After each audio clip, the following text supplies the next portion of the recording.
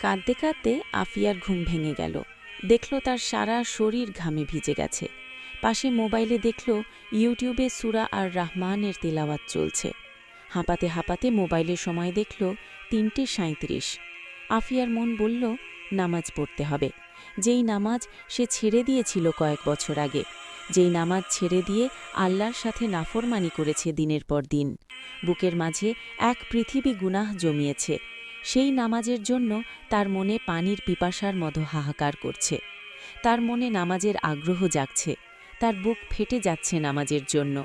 অদৃশ্যভাবে কেউ একজন তার মনে বলছে, এটা হেদায়েতের ডাক। এবার না শুনলে আফিয়া গুনাহের সাগরে ডুবে ধ্বংস হয়ে যাবে। সে ওয়াশরুমে গিয়ে সুন্দর করে অজু করল। বাবা মায়ের ঘর থেকে জায়নামাজ নিয়ে এসে আল্লাহু আকবার বলে দাঁড়িয়ে গেল নামাজে। আফিয়া বুঝতে পারছে তার অস্বস্তি, ভারী মন হালকা হচ্ছে, যেন এক সমুদ্র গুনাহের বোঝা সরে গিয়ে সে হালকা হচ্ছে।